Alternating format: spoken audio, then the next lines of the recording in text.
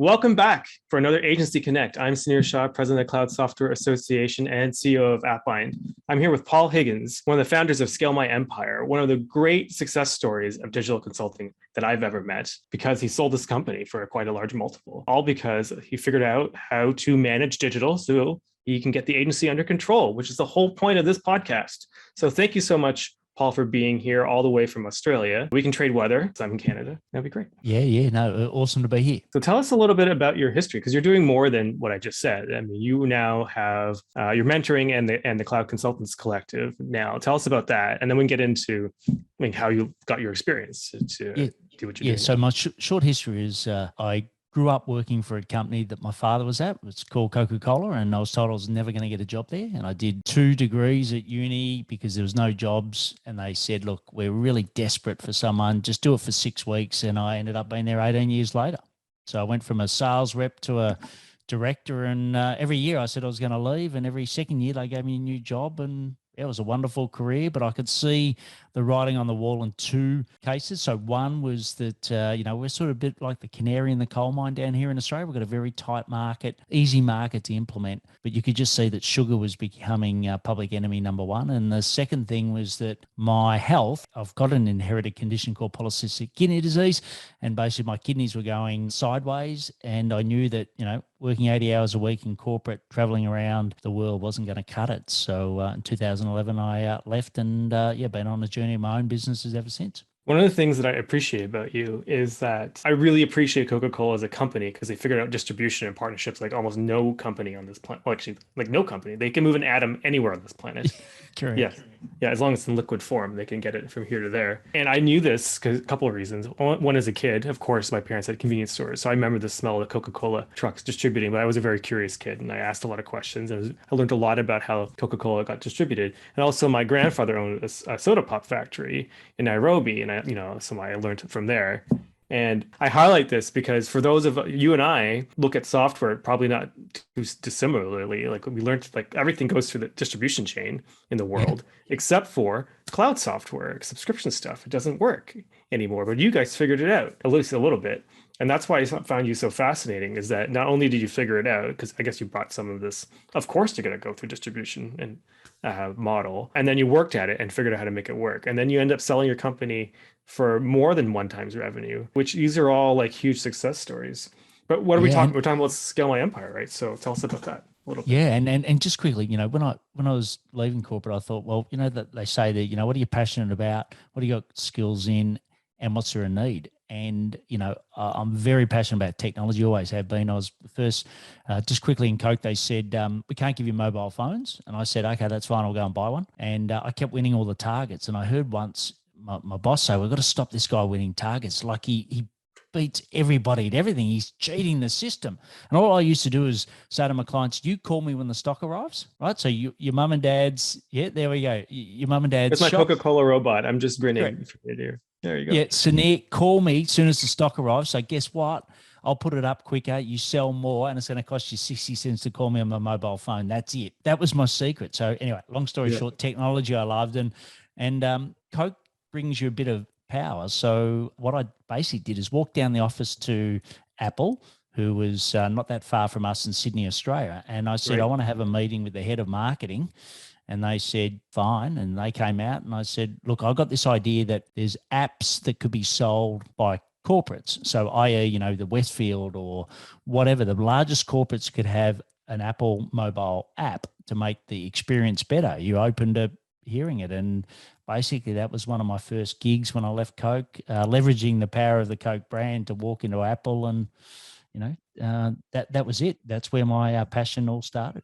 I mean, I was just showing people my bottle cap, my Coca-Cola robot. I am truly a Coca-Cola fan. But like, this is exactly it. I mean, this idea. I mean, of course, you'd have distribution. I'm supposed to kill my robot here. Of course, you have distribution. Of course, you walk into Apple and say we can bring apps to, through markets. Of course. You being a distributor, it's all about being good service to the customer. So they call you first instead of your dire competitor, Pepsi. Of course, but not so much with SaaS and cloud software. But you guys figured it out. So what was your experience once you get to cloud software? Like apps are different. Yes. Well, like I said, look, the Coca-Cola company, 150 years, Warren Buffett owns 10% of it's made most of his wealth out of it. It's been a brilliantly run business. I learned a lot there for 18 years. And I was like you, very curious. So I lived in Australia, but sort of worked globally through their system. And it was a marriage that was always in disharmony most of the time, right? But there's some markets where, what I call the company. So think of that as the franchisor, the Coke company. And then the bottlers were the ones that the Coke company did the marketing and the product. Does that sound familiar with SaaS? Yep. So they did that, and then we did all the rest of it, right? So some countries were in harmony, some weren't. But then I jumped over to the tech side, and we came across a small company that was a startup, and it was great. And we got into that. It was called Podio. We loved it, drank the Kool-Aid and sold it. And then a company called Citrix bought it.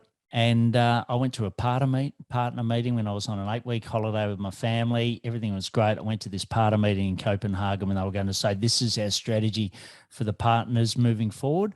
And halfway through it, I called my business partner, Scott, at the time and said, we're leaving this platform tomorrow. He said, what? Like, we've set up 30 people in the Philippines. We've invested 3 years in this business. I said, Citrix are going to destroy this business. They've got no idea how to run a partner community. And, admittedly, it was one day, right? But they had their key people there presenting to us.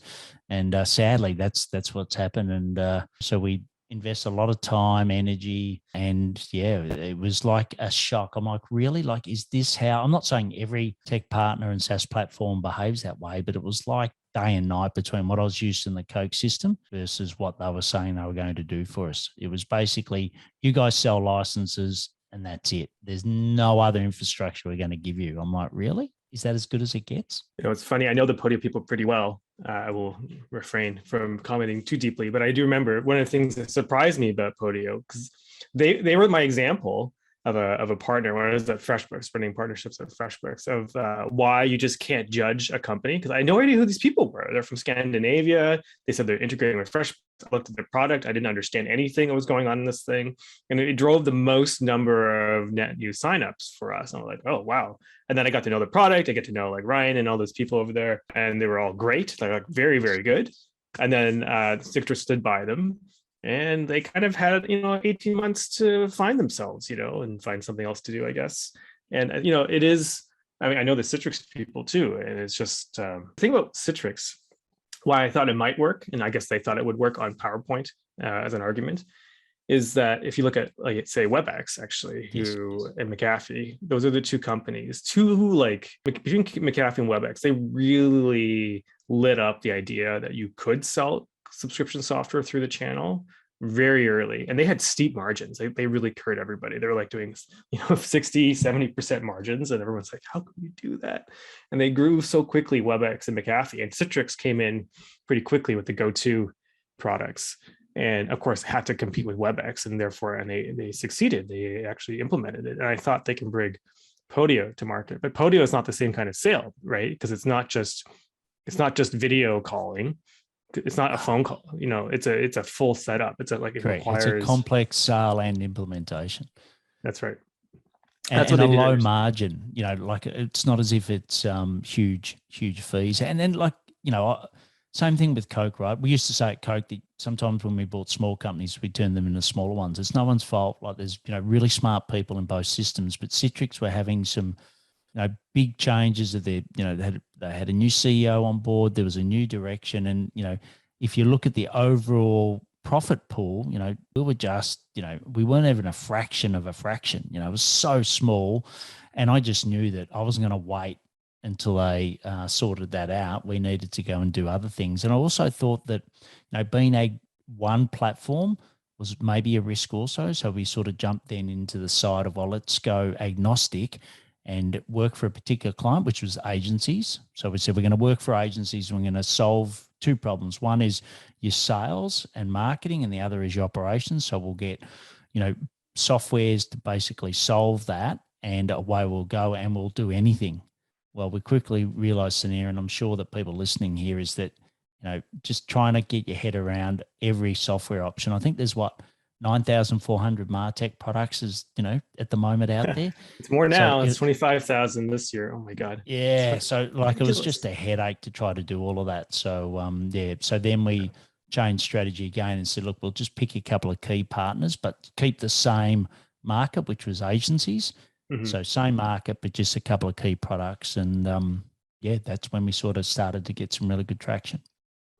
So this is another reason why you're so fascinating, because like one of the, people have been listening, God bless you all who have been listening episode to episode, have been noticing that I'm like getting sharper about what I understand is actually the problem this year. It's a scalability trap. It really is. Like we talked about this, but you were here building an agency for agencies to help them get out of the scalability trap. And for those who are just tuning in, the trap is like no other business. Agencies have this problem, but the more revenue you have, because you're fundamentally selling labor as your product, it means that you have to have more payroll to fulfill that revenue, that commitments, which means the next month that payroll has to turn over again, which means you need more revenue. It's the only business, the more you scale, the higher risk your business is. And it is a trap, and it's very difficult to escape. You did escape it at Scale My Empire, which is how you ended up selling a high multiple, and you are now coaching. So tell us about CCC as well, and similar themes actually. But like, tell us about what the community is. Yeah. So one of the key platforms we chose was Copper. Copper CRM integrates beautifully with Gmail, and most of the agency owners with Gmail, so it worked really well. Now we also did a little bit of HubSpot and some others, but Copper was our key one. And there was no real partner community. So when I was at the Coke company, all of the bottlers, so to speak, used to work together to share. Why get a consultant in Italy and you pay a whole lot of money to solve a problem, and then that doesn't get distributed around the network, right? We're never going to sell Coke to anyone in Italy. They're never going to sell it to Australia, right? So it made sense to share IP and knowledge. And so that's what I want to do with the Copper partners. How are you doing proposals? How are you doing demos? And Copper's a fantastic platform, but they were very much in growth stage, and they're like, just how we get many more licenses. I'm like, well, the way we get more licenses is our partners, your partner's actually working better, having a better business model. So I sort of stepped in and filled that void. So I did that for Copper. And then when we sold, I sort of thought, well, I don't think there's anything like that. And why does it just have to be one platform? Why can't it be multiple platforms? So that's what I do now. We run the Cloud Consultants Collective, and it's a free Slack community, and it's for any SaaS platform. So we've got Zoho, HubSpot, Copper, Salesforce, Microsoft, you name it. And it's typically for people that have got less than 20 employees and they're looking to scale. I share some of my expertise around how we did that and how we managed to exit. But like you said, it's a hard game, and it's even a harder game if you all do it individually. Why don't we just get together and share it? So far we've, in 5 weeks, we've gone from 0 to 75 members. And, I think it's really fitting a real need out there.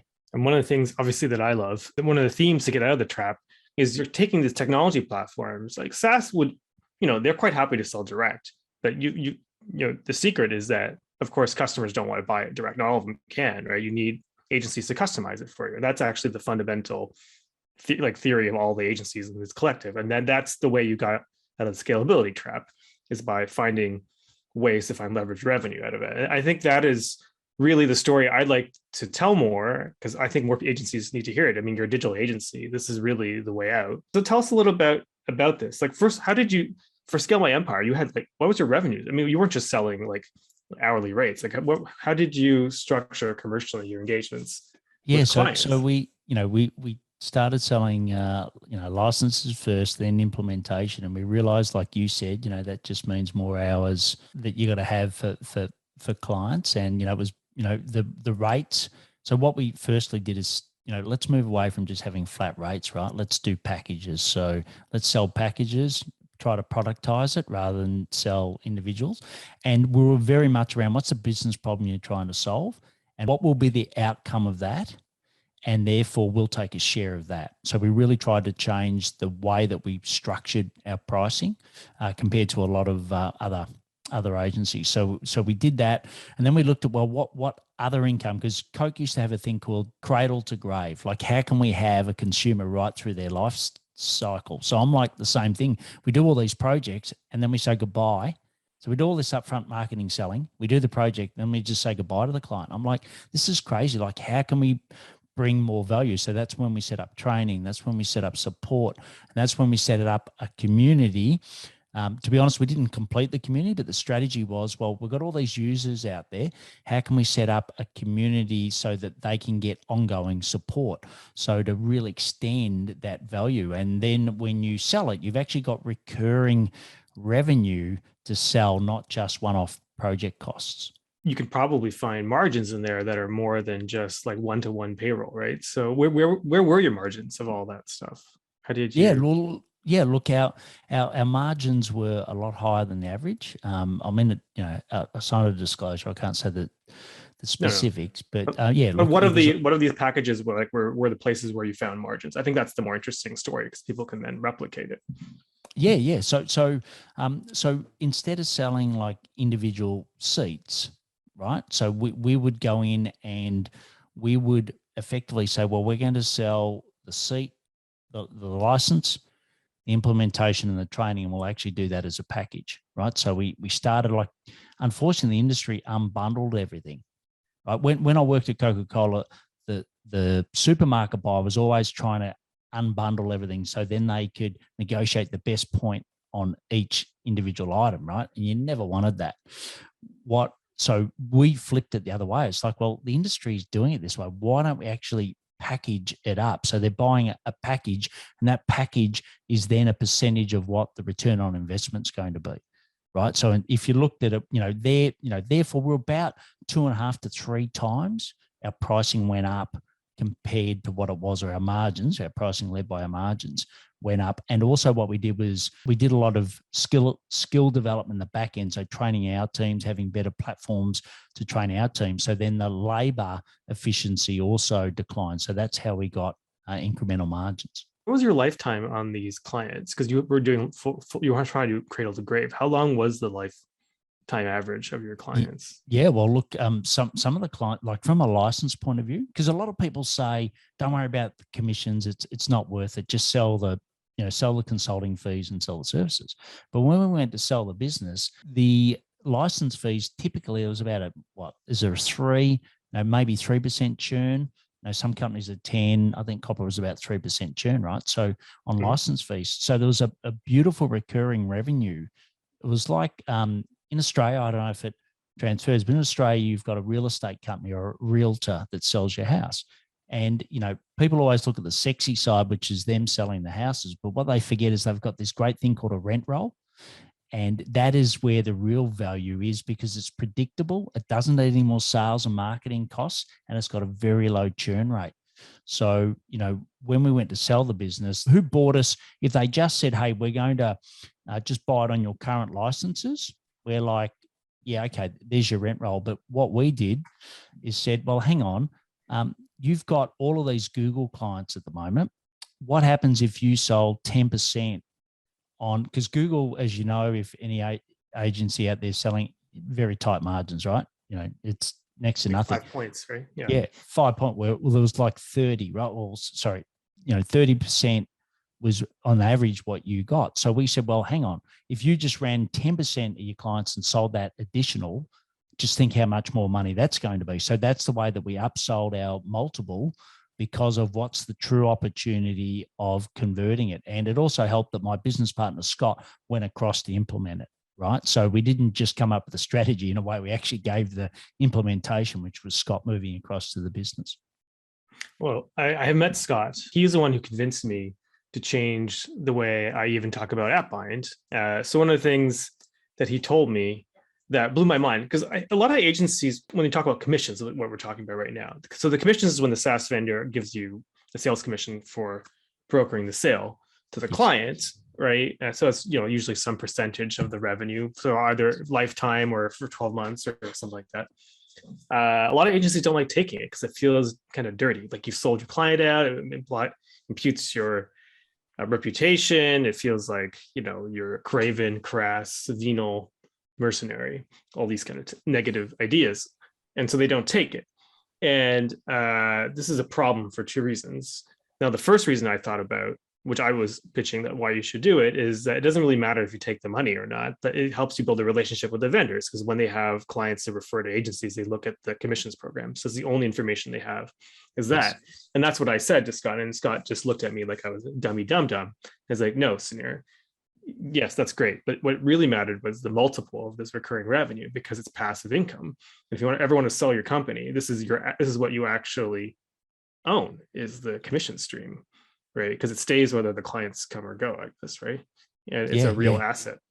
Yeah, and the other thing it does is it does help you invest in the business as well. So quick, I won't mention the partner's name, but let's say they had a VC that came on the board, and the VC said, we're going to change strategies. We're going to go for a different club. We're going to go more enterprise and small business. And the other thing is we're going to change from an SEO paid campaign to a content inbound. And both, I didn't agree with both strategies, but it's like, okay, do it over time. But they just did it overnight, especially the paid. And we went from 80 leads a month to like 0. Right. So we had to find a way to actually generate our own leads, which I think a lot of agencies really, they love getting leads for their clients, but they struggle to get leads into the software side. Right. So anyway, long story short, we did a brilliant job on LinkedIn, but the way that we funded that was through the commission income that we were getting. We didn't have to tap in.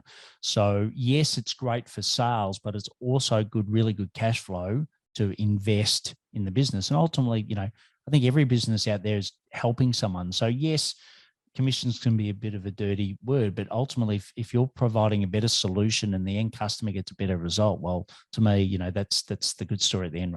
At the end. Well, speaking of our Coca-Cola backgrounds, I mean, commission isn't a dirty word, because everything else in the universe, there's going to be margin as it goes down the value chain. Because the commission is about managing the cost and opportunity in the relationship between each link in the chain, right? That's what it's for. So if you're going to spend time with Copper or PandaDoc or Mavenlink or Google or whatever, that commission covers you. I mean, paying attention to them. I mean, you have to earn it. Otherwise, you're never going to be able to build a valuable business in a relationship with them, right? And it's the idea of not taking it. And also, if you feel dirty to your clients, why? Like, you just tell them, like, I support you, I work with them, they pay me to cover my time invested back in dealing with them on your behalf. And that's how this works, right? Yeah. It's not just you. I have many clients, so they pay me instead of me building any given client this week for whatever problem they're creating for me, right? It's the only fair thing. And sometimes we sweeten it. Like, sometimes we didn't take it all ourselves. We shared a bit with the agency as well. So, there's different ways you can do it. But I think it's really important. And I think, so often we get busy, right? So we get busy just running whatever business model that's standard. So we just do, project based. We just do, per hour, here's all my team and this is the prices they are, and I'll bill by the hour, etc. And, that's where I think, step back and look at your business model and go, okay, well, if I want to sell this business, what business model do I actually need to get to that end point? And then you start to implement that. And I was lucky, like I said, the Coke company had a brilliant business model. It's 150 years old. So they've, obviously done something right. So I just took that and applied it to the SaaS world. Now you're coaching agencies again. They must be resisting, because almost every agency I talk to just starts on the treadmill of selling labor for money, and therefore having to sell more labor to get more money. And you're trying to get them to switch. So what are they coming back to you about with that you have to overcome? I'm just so curious where people's I think the biggest thing is, you just get comfortable, right? We're all humans. We like comfort. We don't like to be challenged. So it's like, well, I've just always done it this way.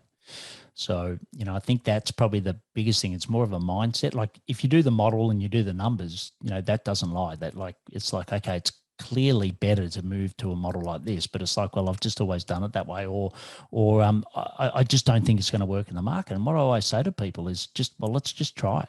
What's the downside of the next client you can bring in? Actually do it to the new model, right? At worst, you're going to lose one client opportunity. That's it. But at best, if you run that new model across all your potential clients, it could be worth millions of dollars to you. So, that's probably the biggest objections. I think the math speaks for itself. I wish it did. I actually interviewed earlier in the season another, like, one of the platinum, diamond, whatever ginormous thing at HubSpot is. HubSpot, yeah. Yes, they've added more tiers, and so I don't even know what they're called anymore. Yeah, I think it's a LinkedIn diamond, but yeah. Yeah. I think it was a diamond partner. Anyway, they during the pre-interview and the interview, of course. Commissions don't matter. We don't even care. We don't look at it. And then the post-interview, where all the real information comes out, not unrecorded. Oh yeah, it's all commissions for us. You know, it's like 30% of our revenue. Like, well, you could have said that because it would have been a little bit more honest, but they didn't.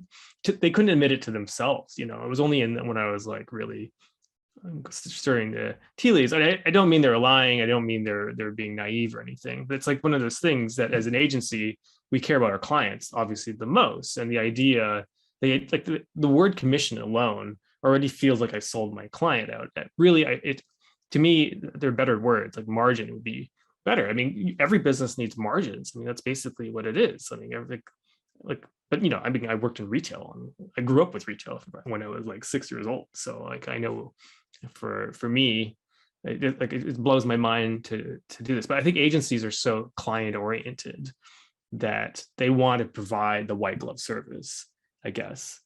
Yeah. But and to me, it's like, you know, what's that ongoing? Like, you know, a great example is HubSpot. They've got a fantastic Facebook community, you know, supporting each other technically, right? And I'm like saying to my HubSpot partners, well, that's great. Now you've set up something that's a bit more customized, right, for your clients. Like, you don't think they're going to have ongoing needs for you? Because like at Coke, we were lucky when you implemented a sales CRM, we had system administrators, right? And there was a team of people that were responsible for making sure the data was accurate, that, you know, everything was going how it was meant to be. And we'd always get little notes out saying, you know, this data field's not correct or whatever. So there was a team of people managing that data because we knew how important that data was, right? Because we direct store delivered to everybody. So we knew every bottle everywhere. And you know, we were doing, I suppose, business intelligence before it really became the buzzword. But, you know, in the agency's clients, they set up the system, fantastic. And then everyone uses it differently. And within 3 months, everyone goes, well, hang on, that didn't work. It must be the software. It must be HubSpot.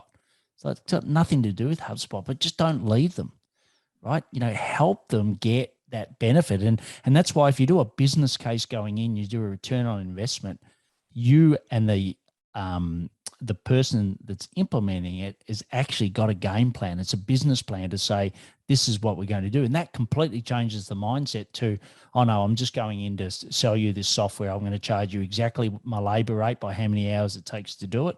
And I'll see you later.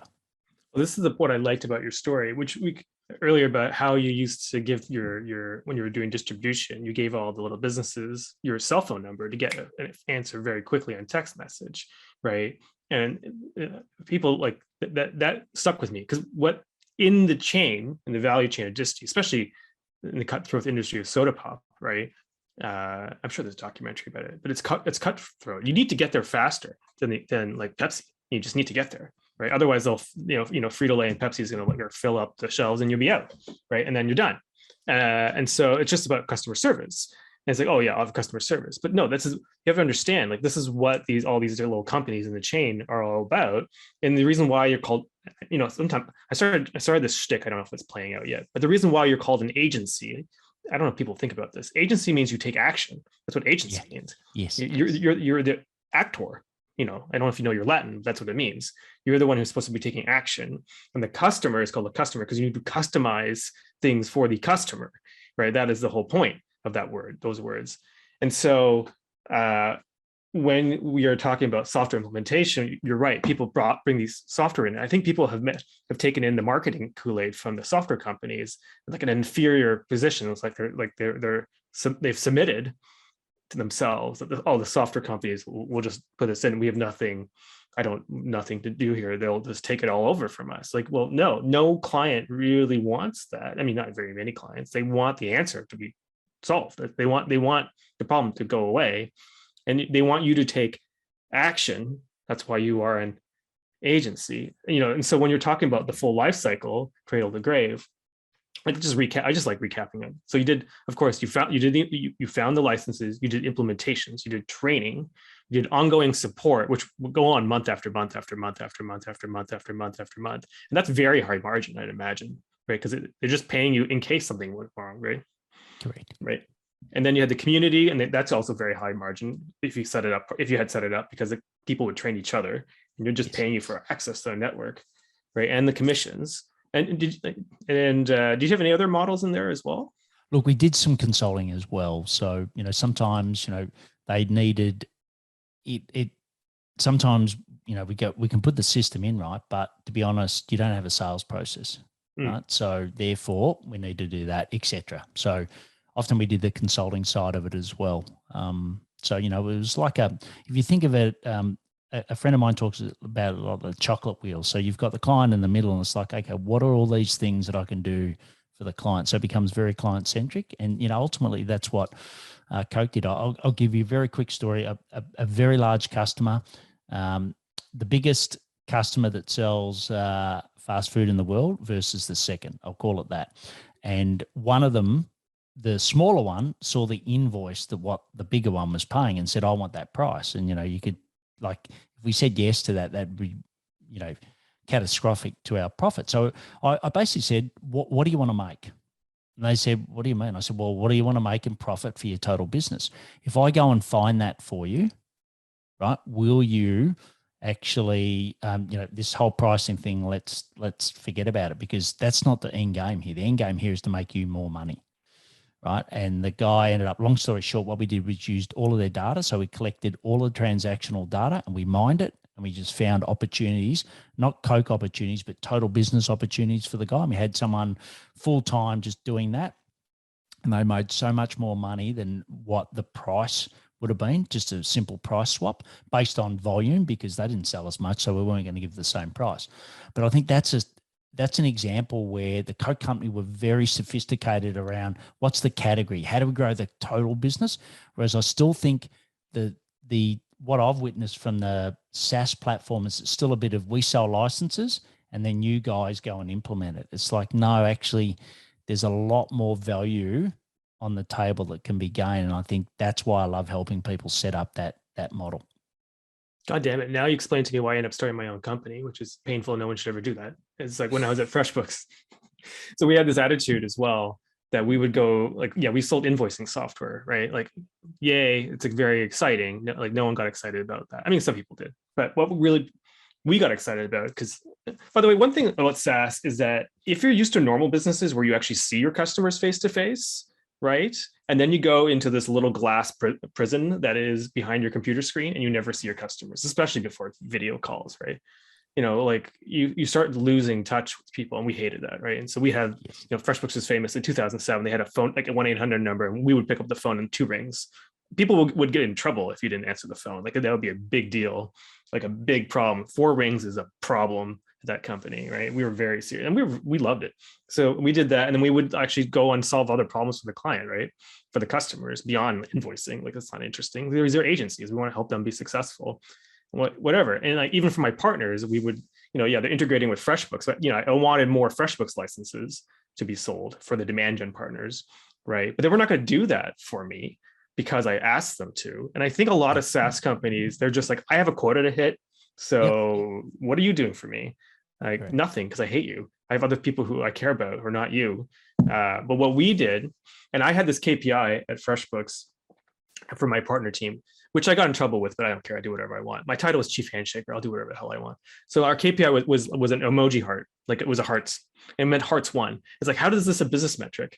No, it's a business metric because it comes from, crossing the chasm. It comes from this bookshelf over here from my master's degree about how humans actually function in a market.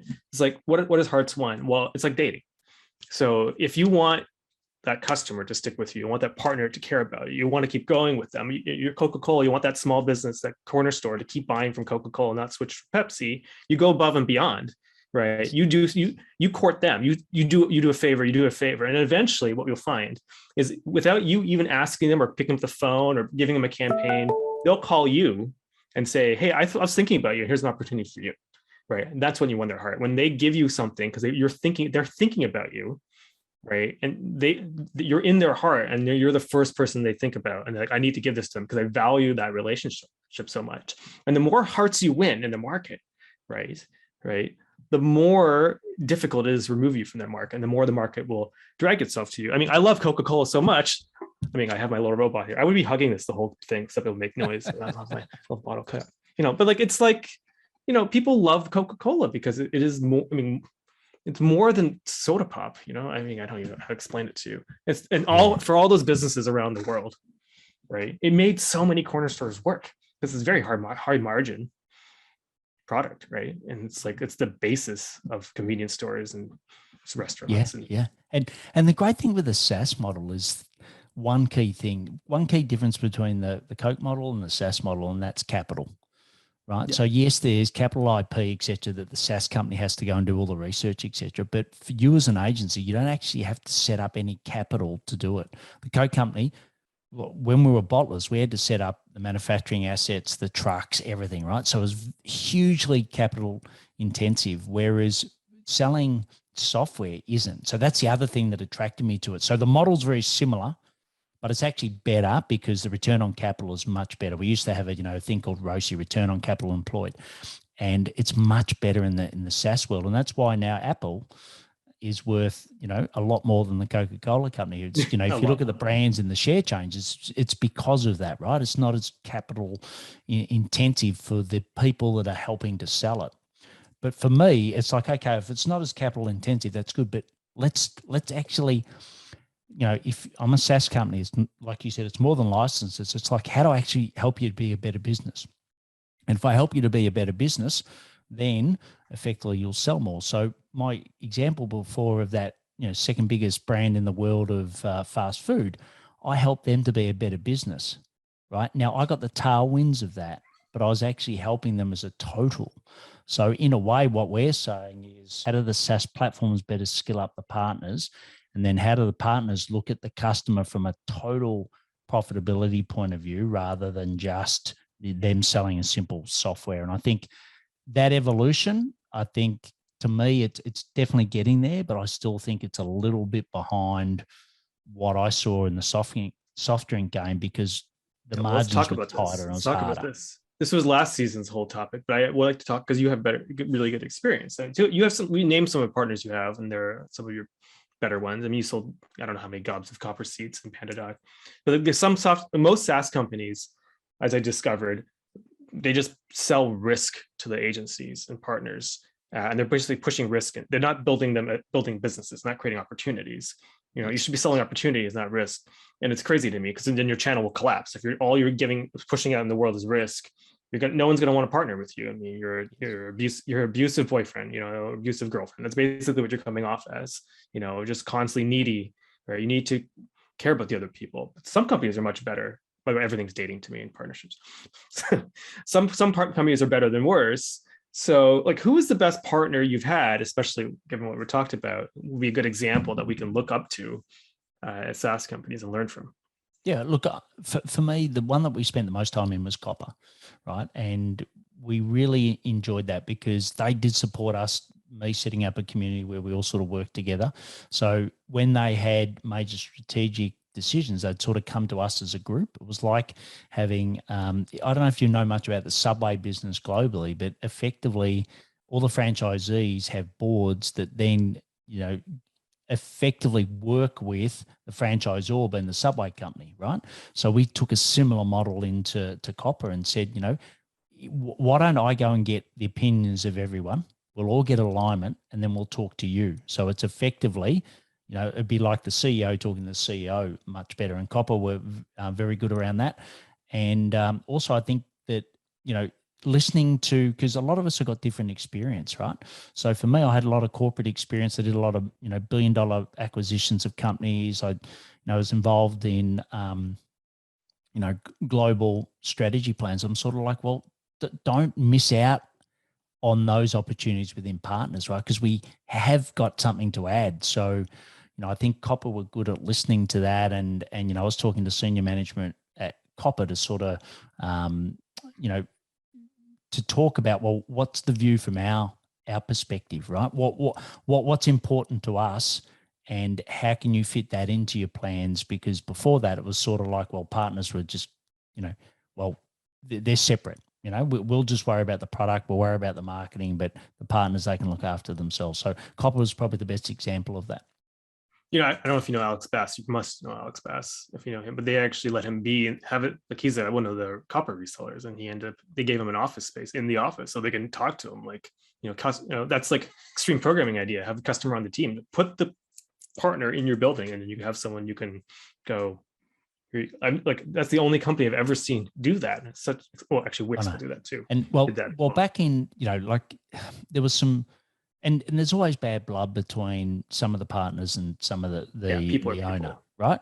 So we had some guys at on our side of the fence, being the bottler side, were just really had a dislike, and I'm like, well, your view was 10 years ago, right? I said this, but I said, why don't we set up where we go and work in their side of the business for a week, and they go work in ours, right? So we basically a week in the life of, and it was monumental change because they saw it from their side. Everyone always talks about swapping spouses. Like it. Yeah, it was like, and it was amazing because they now saw, okay, well, I know that's what's driving that. So I think that's for some of the partners, I don't know, but I haven't heard many doing that. And in a way, what I'm trying to do with the Cloud Consultants Collective is do the work for the partners.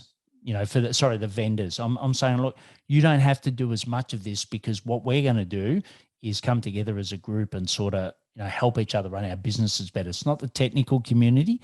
There's plenty of options that you guys have already got. That is the SaaS platform. You've already got that nailed. But it's like, how do we get you to run a better agency or a better business? That's sort of the community that we're creating, and it's free and it's on Slack.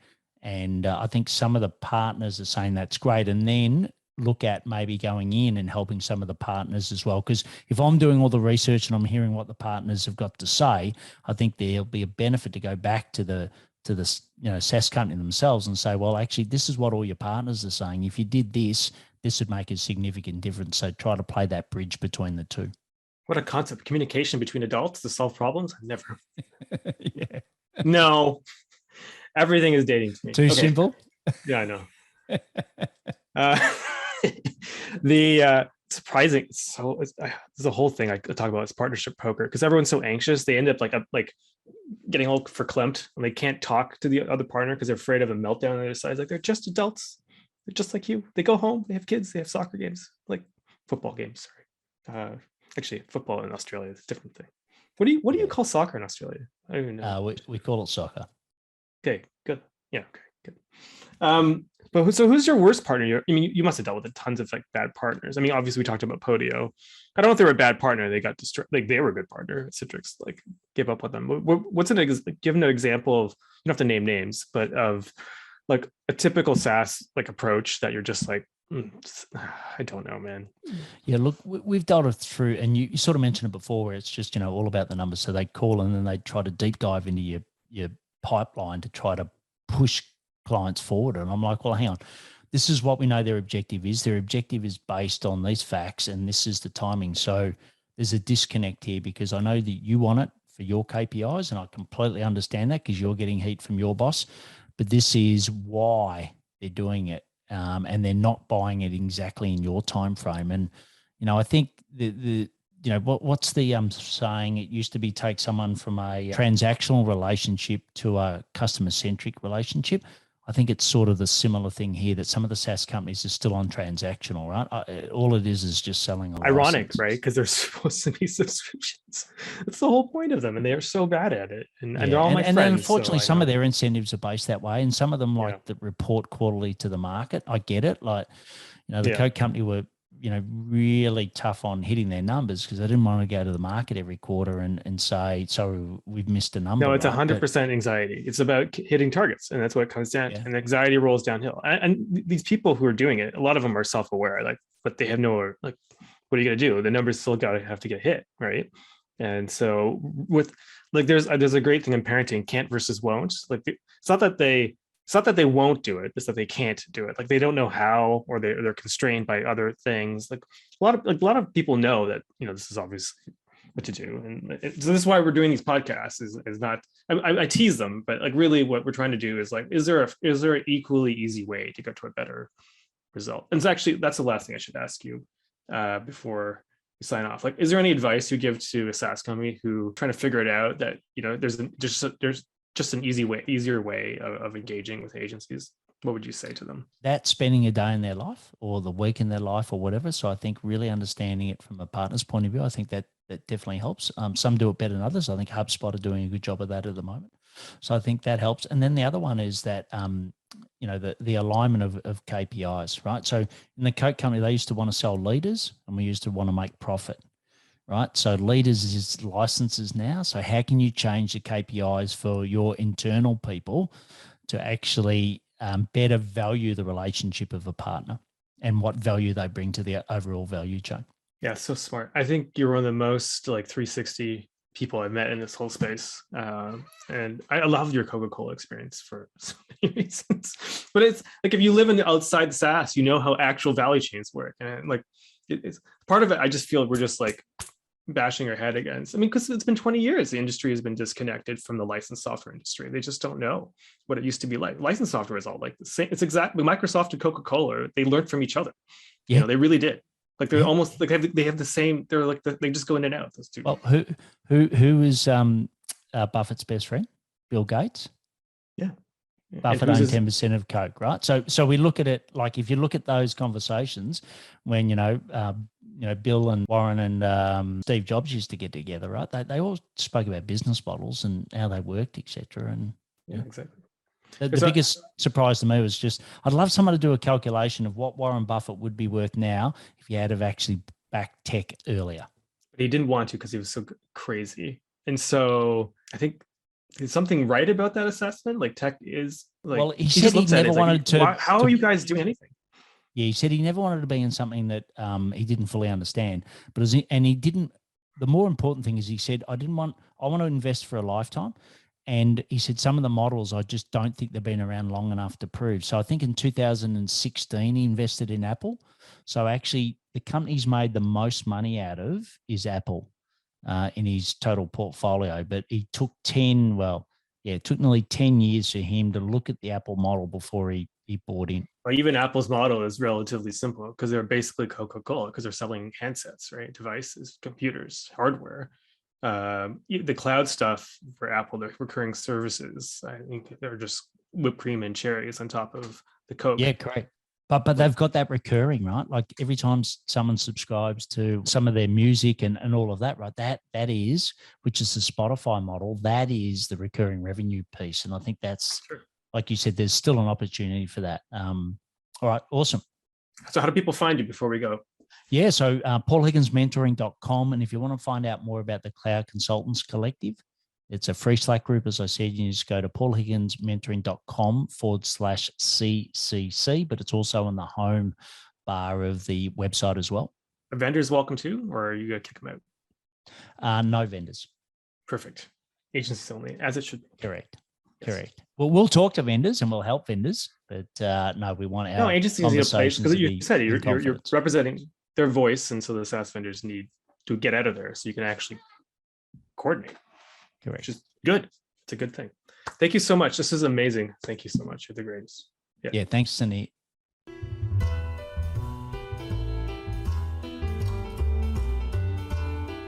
For more great insights on partnerships and software, like and subscribe, and we'll see you in the next video.